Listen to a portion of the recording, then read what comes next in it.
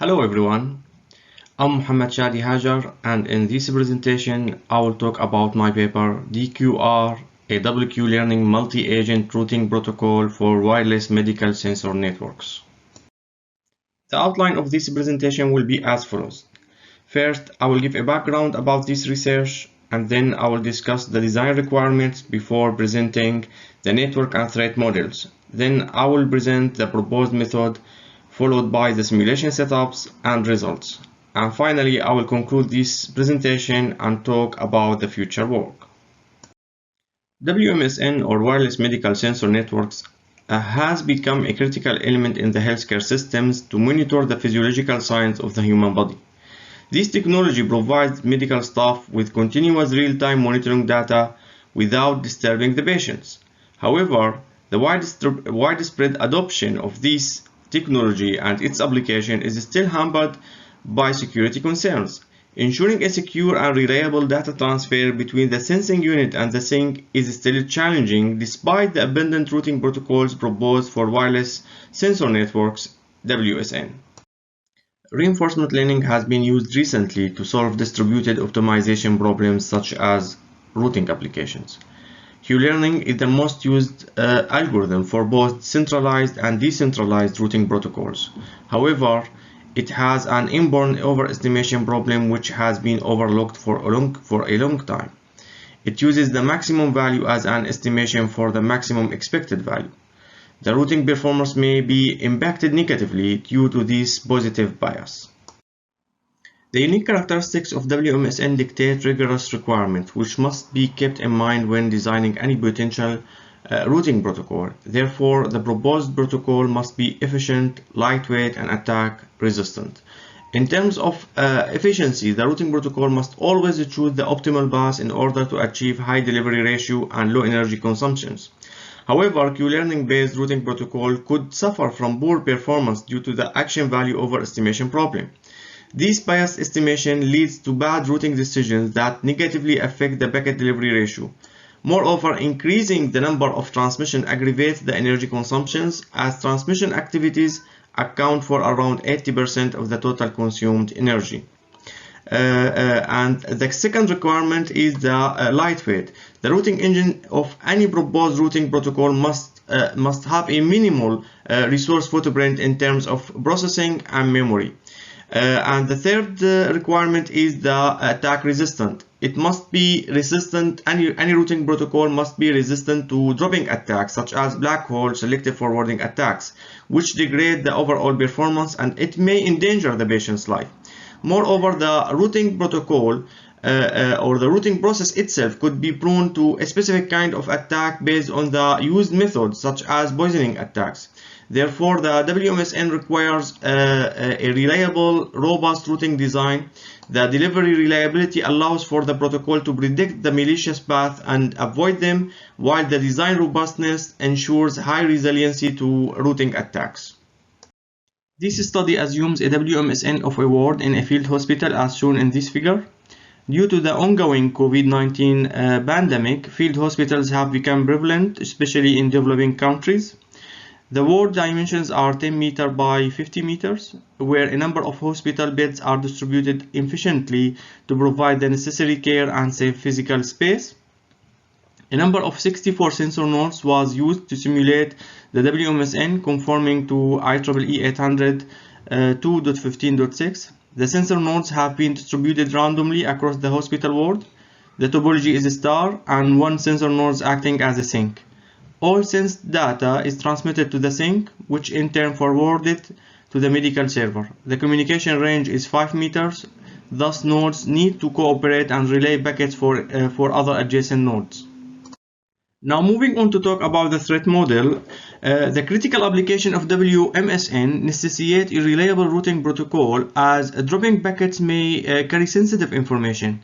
Dropping attacks like black hole selective forwarding attacks may not just disrupt the network operation, but it could endanger the patient's life. This kind of attack is difficult to deal with as malicious nodes are usually legitimate nodes that already pass the cryptographic security countermeasures. The dropping attacks also have various patterns and may happen for different reasons. A sensor node could could get compromised, for example, and stop relaying packets for other nodes intentionally. Even benign nodes could get or could act selfishly to save resources, or could get overloaded by an insufficient routing protocol. Now moving to talk about the proposed method. As you can see, DQR defines two queue functions, QA_T+1 and QB_T+1, as the estimated future reward of the agent I at state ST, taking the action AT as shown in equation 2 and 4. Each one of these estimators is updated using a value from the other estimators for the next state as shown in equation 1 and 2. Therefore, the action A*T and B*T are the maximum valued actions for QA_T+1 and QB_T+1 respectively. DQR designed to always choose the most reliable shortest path by defining the reward function as a punishment, as we can see in equation 5. The delivery reliability is achieved by incorporating trust information, which is discussed in the next slides, while the punishment design reduces the number of transmissions along the path to the destination to ensure an energy-efficient routing protocol. Moreover, energy information from the agent itself is also considered to optimize the network lifetime, which also will be discussed further in the next slides. And we have here in this algorithm the DQR routing protocol. Now, the learning process must be continual due to the network dynamicity and distributed, as no agent has a full view of the network. And this is why DQR is a decentralized protocol where the learning agents exchange their best estimations with their neighbors. As you can see in this algorithm, the received estimations are then used to update the QA and QB tables and specify the most optimal next hop. As the goal of the learning agent is to maximize the received reward in the long run, greedy action shouldn't always be taken, as the routing task is a continual online task, and exploiting the greedy action all the time prevents the convergence to the global optimum. This is why DQR uses epsilon greedy method to balance between exploration and exploitation. In DQR, we have proposed two kinds of updating. We have synchronous updating and asynchronous updating. We use the synchronous updating to produce a lightweight routing protocol. Each action value function is updated with the outcome of the other action value functions, as shown here in this algorithm. The actions A* and B* are the maximum value actions in state ST+1 for QA and QB respectively. Therefore, both Q tables are updated for the same problem, but with a different set of evidence to produce an unbiased estimate for all action values. Although the obtained experience is divided between two action functions, the algorithm is still data efficient, as selecting the optimal action is computed based on the average Q tables. Now we present here the other updating mechanism we have in DQR, which is the asynchronous updating.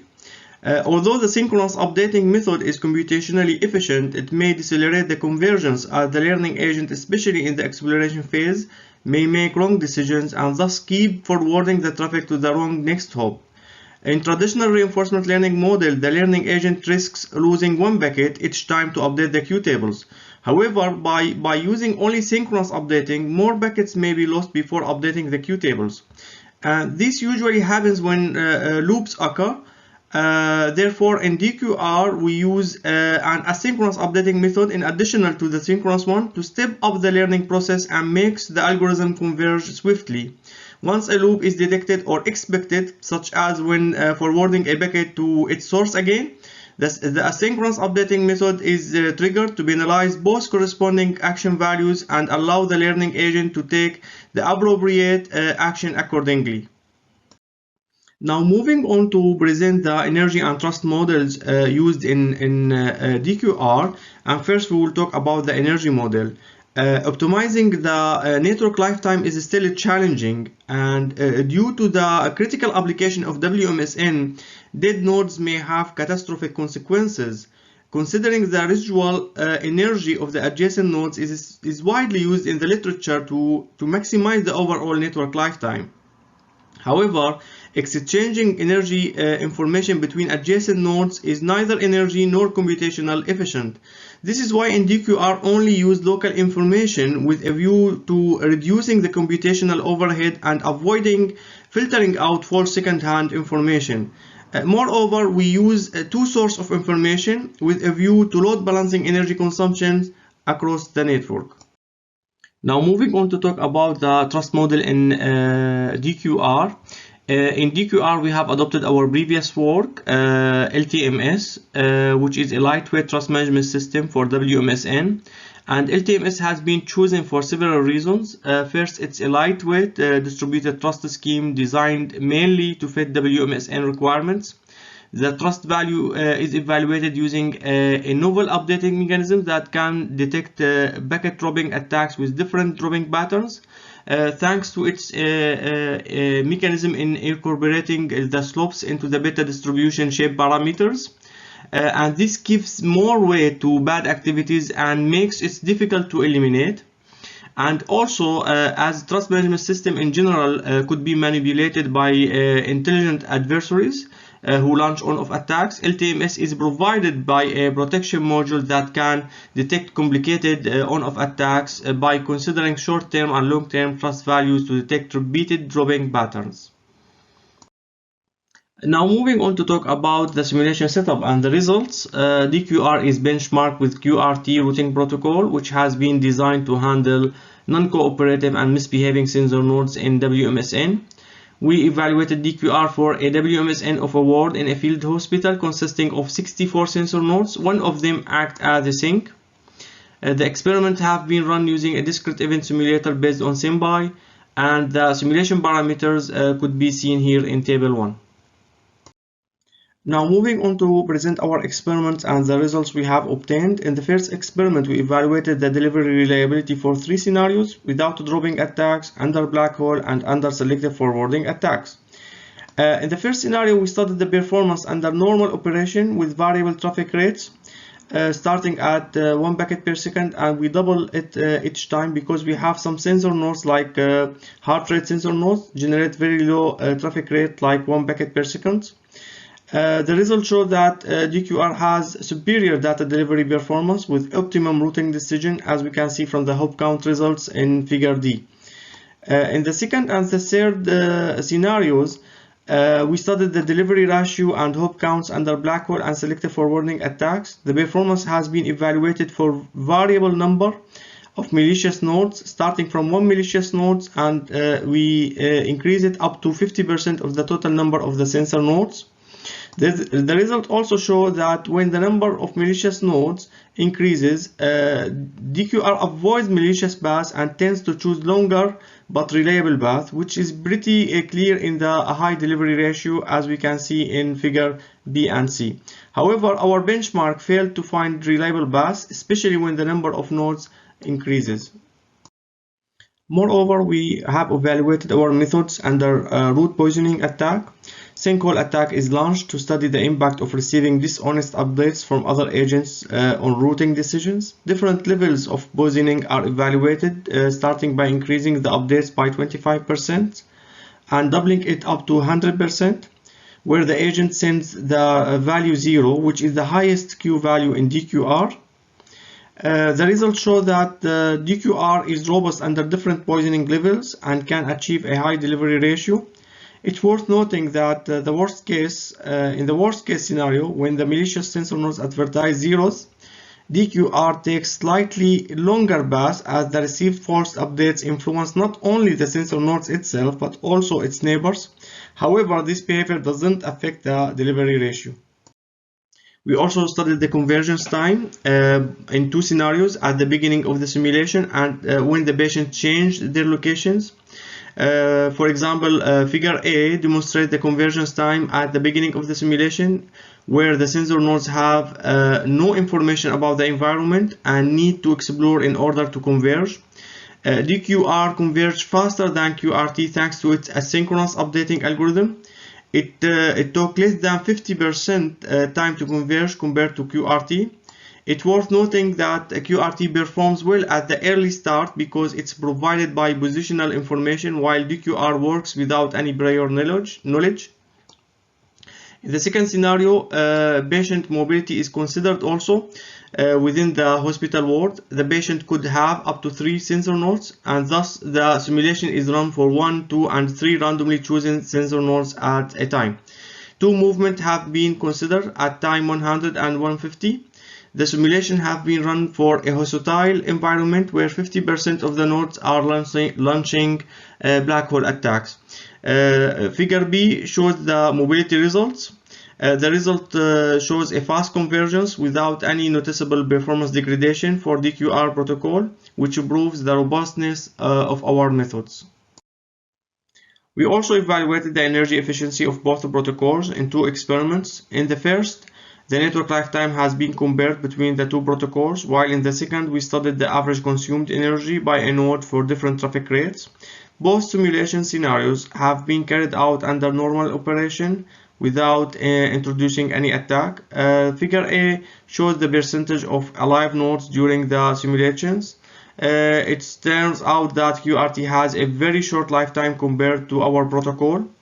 Moreover, DQR shows a superior performance in terms of energy consumptions because of its resource conservative design, which is clearly reflected in consuming less energy for all traffic rates, as obviously seen in Figure B. And in the last experiment, the processing and memory overheads of both protocols are evaluated.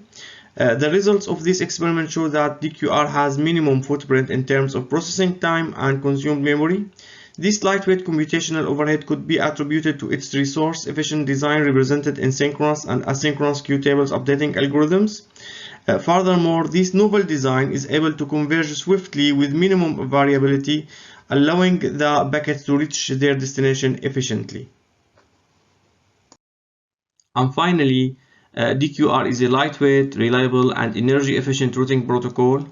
It uses double queue learning to address the inborn overestimation problem of queue learning.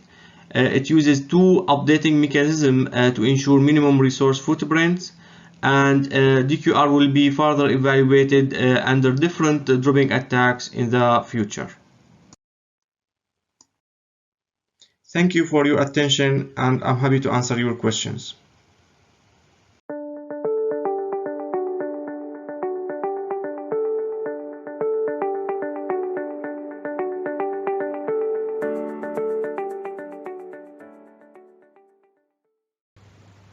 Welcome to the presentation of our paper, Message Recovery Attack of Kyber based on Information Leakage in Decoding Operation.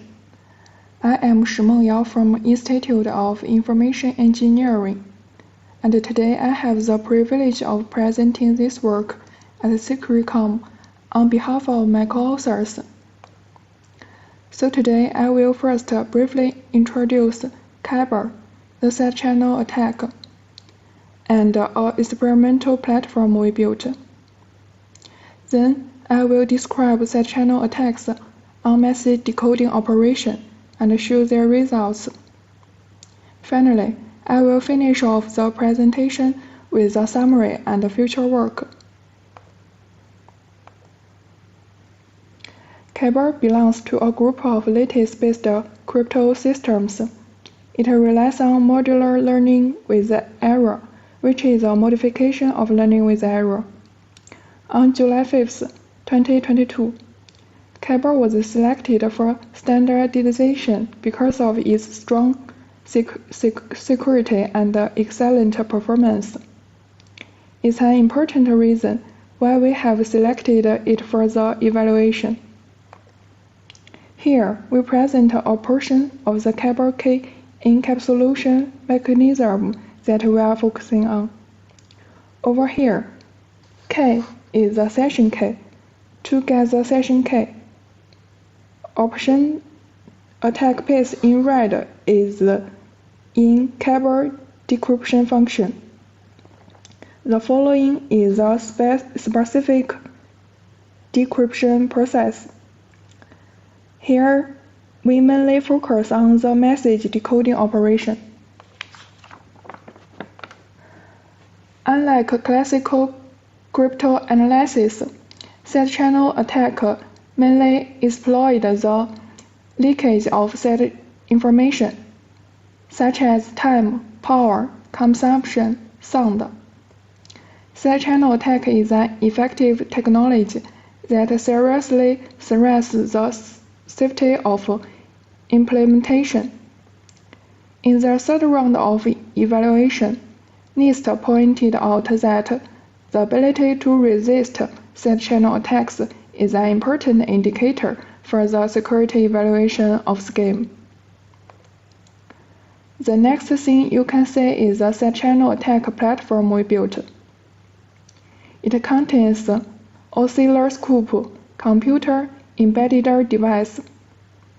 For all subsequent experiments, we compiled and ran the PQM4 target implementations on this development board.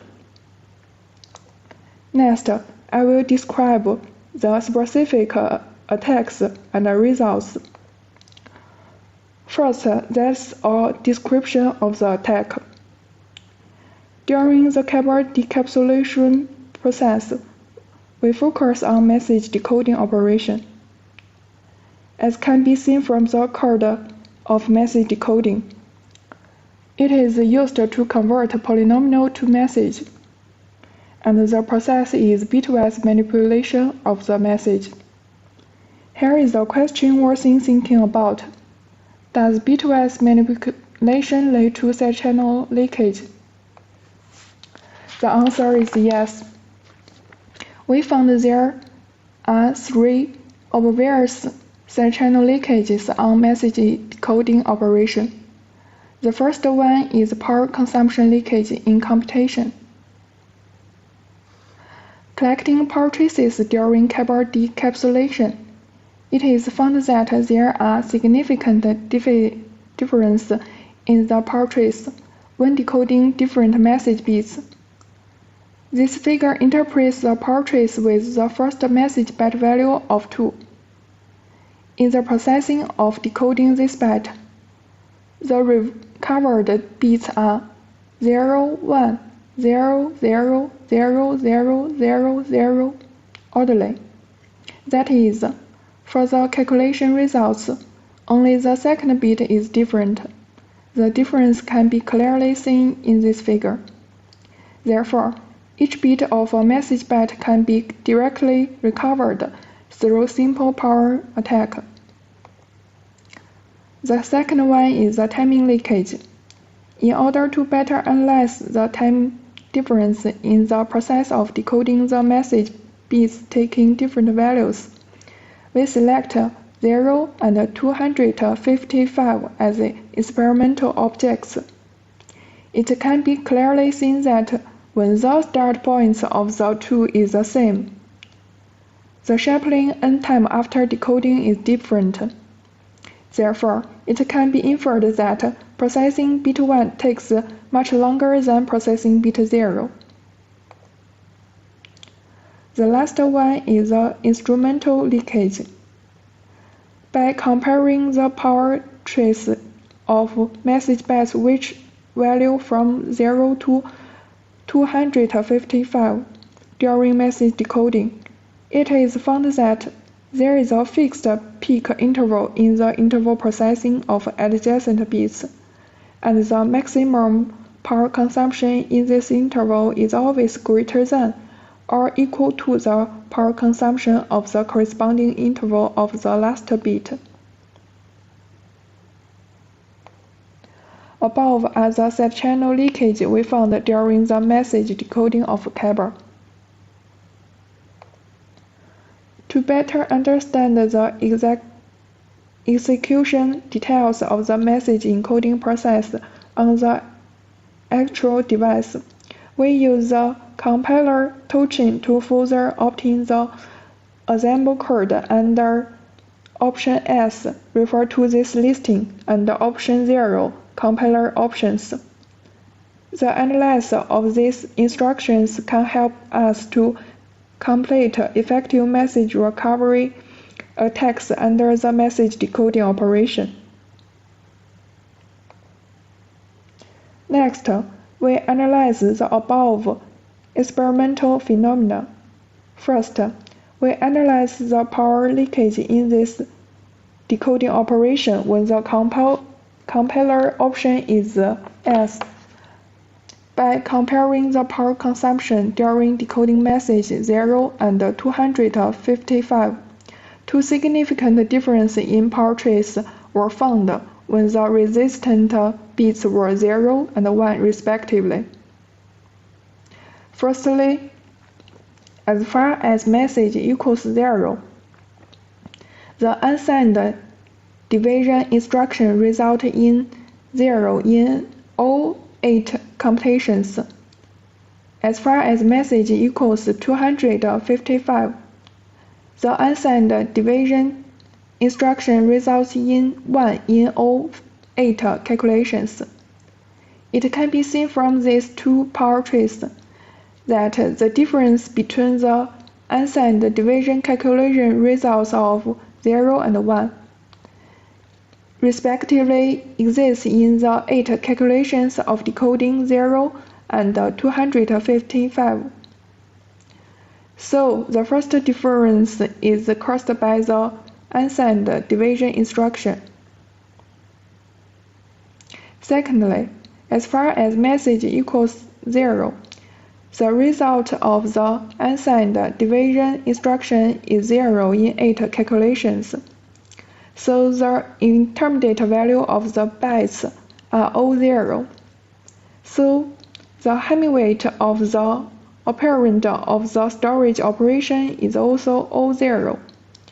As far as message equals 255, the result of the unsigned division instruction is 1 in 8 calculations.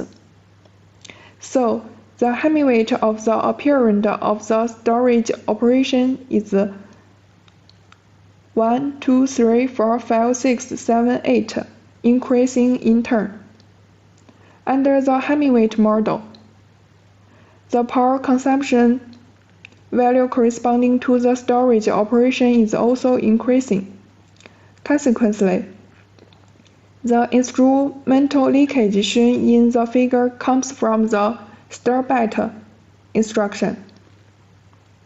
From the above analysis, it can be seen that using the leakage on the unsigned division instruction, we can recover the value of each message byte bit by bit on a single power trace. In order to make full use of the leakage information, a fault tolerance scheme can be built with the leakage information on the store byte instruction to assist in verifying the message bits. For 256 possible values of one message byte, we demonstrate that the above horizontal message recovery scheme can be recovered. The value of message byte with a 100% success rate. At the option 0 level, the division operation in the decoding process doesn't use the unsigned division instruction. So the power consumption leakage found on the unsigned division instruction no longer applies to the analysis at option 0 compiler level. But leakage in storage operation still exists. Therefore, the horizontal message recovery attack process under option 0 is as follows. First, locate the store byte instruction execution interval for the bit recovery from second to eighth. Compare the power consumption value of the current bit with the power consumption value corresponding to the previous processing. If it is equal, it will be recovered to 0. If it is greater than, it will be recovered to 1. And the last 7 bits can be recovered in turn. For the restoration of the first bit, firstly construct two templates with the corresponding bit value of the storage operation being 0 and 1, and then calculate the similarity between the attacked portraits and the two templates. The higher one is used as the bit recovery value.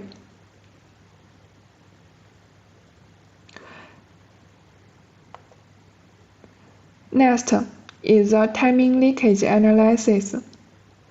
From the portraits in decoding message byte 0 and 255, we can see that the sampling interval of 0 is narrower than that of 255. Therefore, when the sampling rates are fixed, the execution time of decoding 255 is longer than that of 0. By analyzing the assembly code in the decoding process, we found that the number of clock cycles spent by unsigned division instructions depend on the value of the operand, while other instructions are completed in fixed number of clock cycles. It can be seen that the time difference of different message intermediate byte values calculated depends on the time difference of unsigned division instruction execution.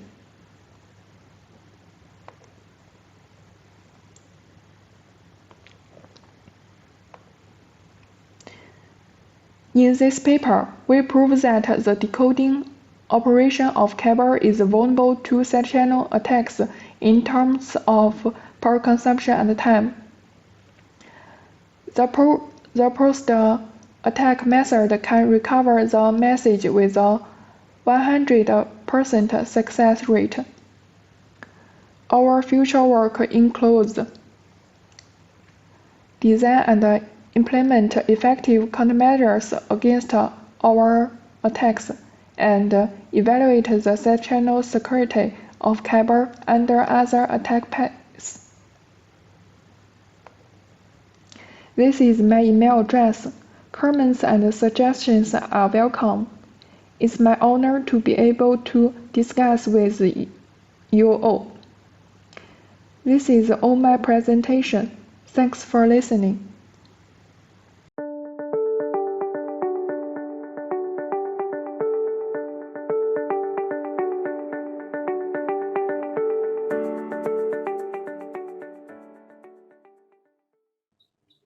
Hello everybody, I'm Qiying Dong, a PhD student at Nankai University. I'm going to give you a presentation. The topic is PII-PSM, a new targeted passwords transmitter using personally identifiable information. This is a joint work of our collaboration with Peking University Shenzhen Graduate School. Identity authentication is the first line of defense to ensure information system security, and text passwords are the most widely used method.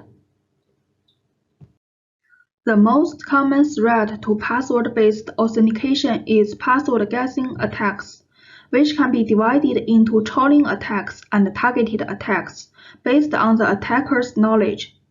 By exploiting users' vulnerable behaviors, for example, adopting popular passwords and keyboard patterns, a trolling attacker performs indiscriminate password guessing on all user accounts to crack as many accounts as possible.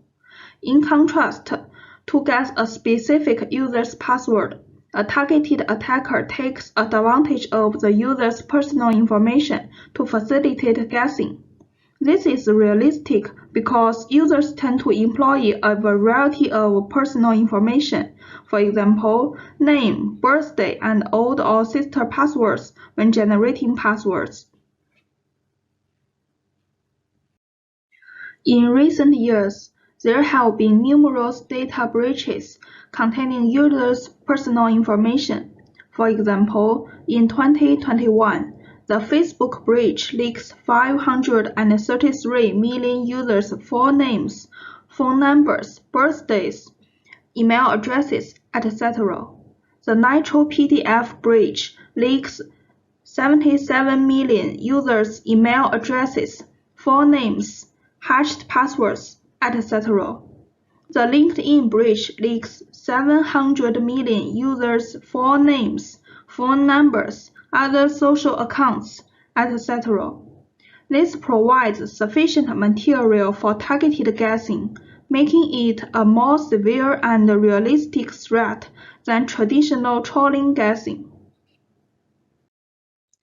To nudge users to select strong passwords, nearly every respectable web service provider, such as Google and 12306 China Railway, has deployed password transmitters, abbreviated as PSM. However, as far as we know, apart from PPSM, leading PSM, for example, Fuzzy PSM, RLS PSM, FLA PSM, and ZXCVBN, only consider trolling guessing scenarios.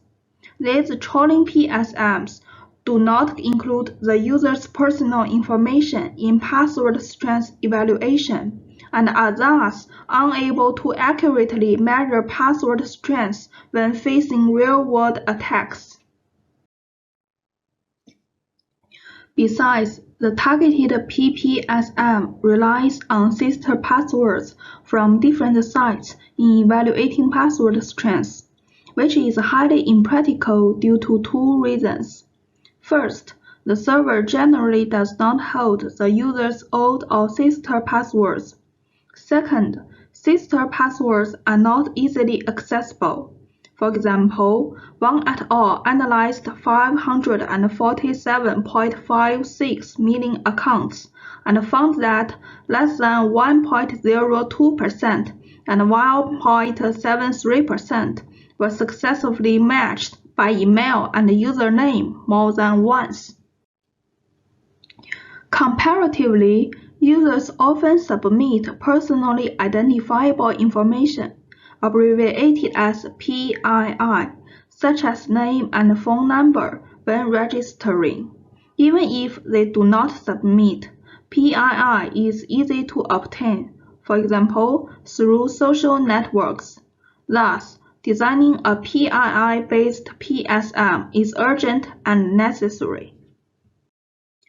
In this work, we focus on how to design a practical targeted PSM.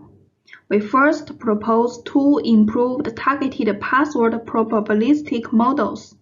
Based on this, we devise a new targeted PSM called PII-PSM and perform an extensive evaluation. A password probabilistic model can assign password construction probabilities in the password space. It can be used to construct probability-based PSMs and password guessing models. In this work, we mainly focus on the most basic yet realistic targeted guessing scenario that exploits users' personally identifiable information, abbreviated as PII, and introduce two leading models, that is, TarGuess1 and TarMarkov. For TarGuess1, it divides personal information into 6 categories, that is, username, email, name, birthday, phone number, and ID number of different formats, distinguished by the subscript N, taking NN as an example. For a user named Lei Wang, N1 stands for Lei Wang, N2 for LW, and N3 for Wang, etc. Besides, it combines probabilistic context-free grammar, abbreviated as PCFG, grammar tags, that is, letter string, digit string, and symbol string, of different lengths distinguished by the subscript N. For example, the string ABC123 is denoted as L3, D3. Here, we show the grammar of TarGuess1. Unlike TARGS-1, TAR Markov is a sequence model that infers the next string state based on the current string state. Here, we show the grammar of TAR Markov.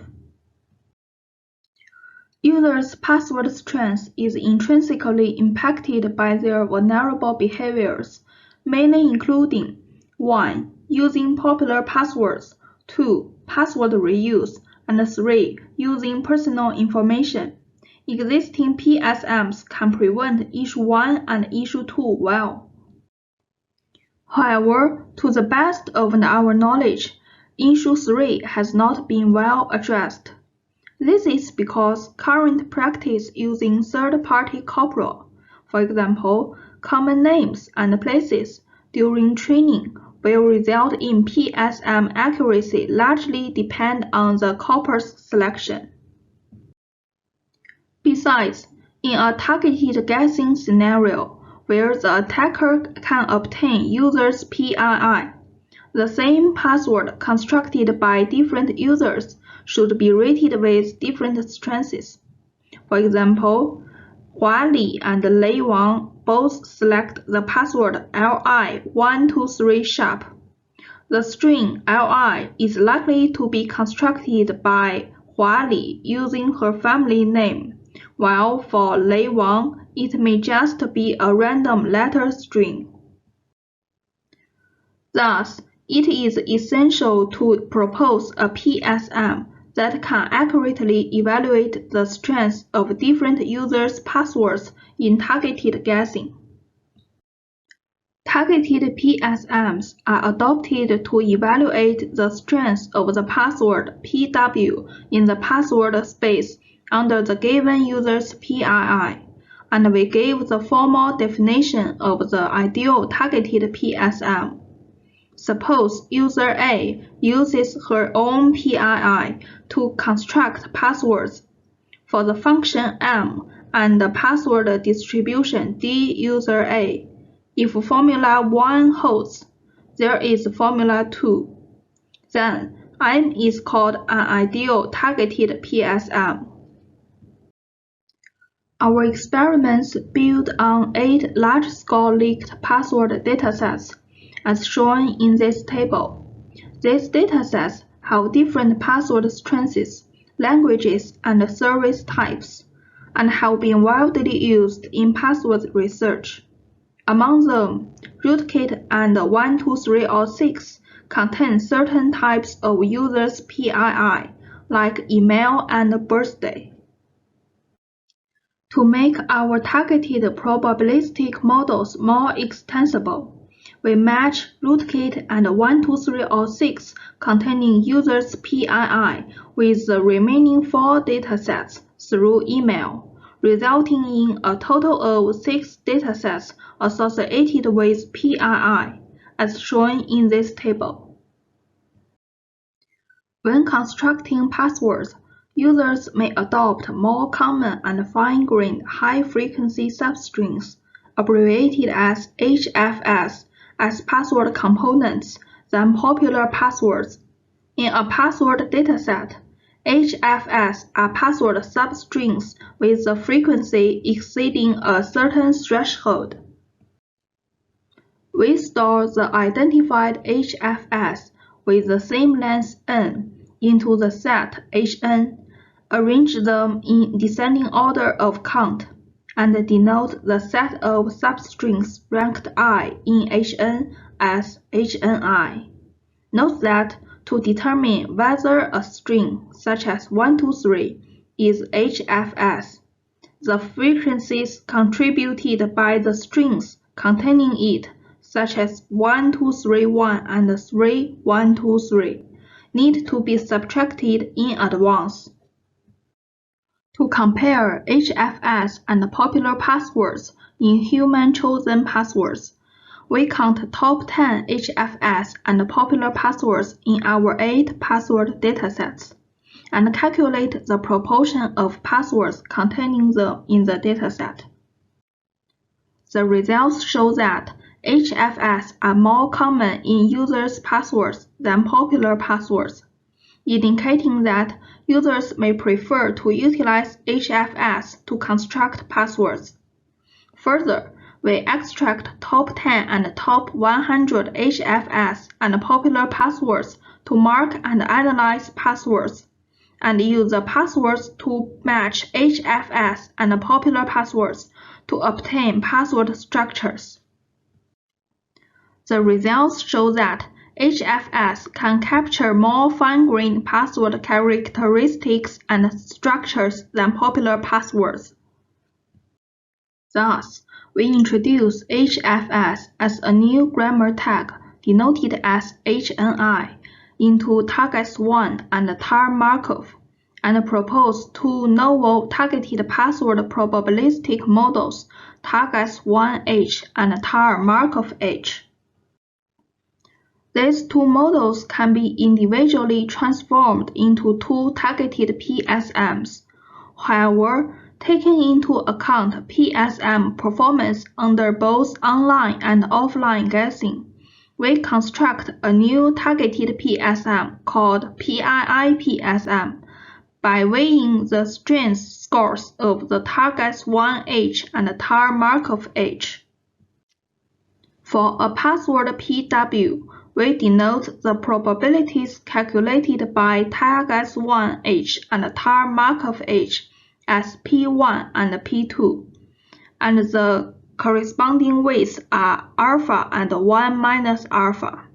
The setting method of alpha will be introduced later.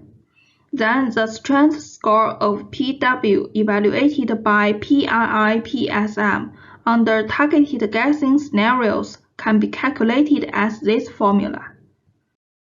Many studies have shown that password probabilistic models with good guessing ability can be used to construct accurate and practical PSMs. Therefore, we first perform password guessing experiments to demonstrate that our TARGET1H and TAR Markov H are indeed significantly improved over the original TARGET1 and TAR Markov, and thus are likely to be used to build more accurate targeted PSMs. We randomly divide one PII dataset, such as PII rootkit, into two equal-sized paths used for training and testing, respectively, and we calculate the fraction of successfully guessed when an attacker is allowed a certain number of guesses. Password guessing results show that by adding HFS tags, our TARGET1H and TAR Markov H significantly outperform the basic TARGET1 and TAR Markov in most cases. For example, our TARGET1H outperforms TAR Markov and TARGET1 by 3.11%, suggesting that our two models can be employed to build accurate targeted PSMs. Only PSM with accurate strength feedback can indeed nudge users to choose stronger passwords. We use the weighted Spearman correlation coefficient, abbreviated as W-Spearman, to evaluate PSM accuracy. The higher the W-Spearman value, the more accurate the PSM. Now we introduce the password strength calculation methods of our three targeted PSMs and two benchmarks for comparison and evaluation. For TARGET1H and TAR Markov H, the password strength is calculated as the negative logarithm of the password's construction probability.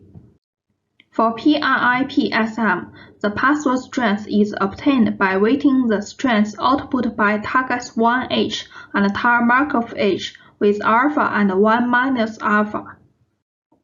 Alpha is optimized by the stochastic gradient descent approach. In this way, the impact of randomly or manually setting the alpha value on PSM accuracy can be eliminated.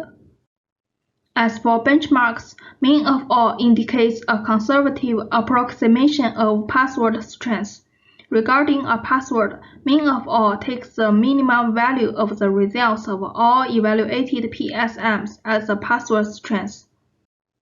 Optimal indicates the optimal evaluation capability that practical PSMs can achieve. Regarding a password, optimal takes the one closest to the real frequency rank among the results of all evaluated PSMs as the password strength. PSM accuracy results show that our PII-PSM obtained by combining and weighting targets 1H and tar Markov H is more accurate than both individual PSMs and is closer to the PSM accuracy benchmarks mean of all and our optimal. This suggests that PII-PSM has almost the optimal evaluation ability that the compared practical PSMs can achieve, and thus is more accurate. Besides, PII-PSM evaluates password strength more strictly and conservatively, which may help nudge users to select stronger passwords. In future work, some issues still remain to be addressed. For example, how to combine multiple PSMs to perform well in different scenarios. That's all. Thank you for your listening.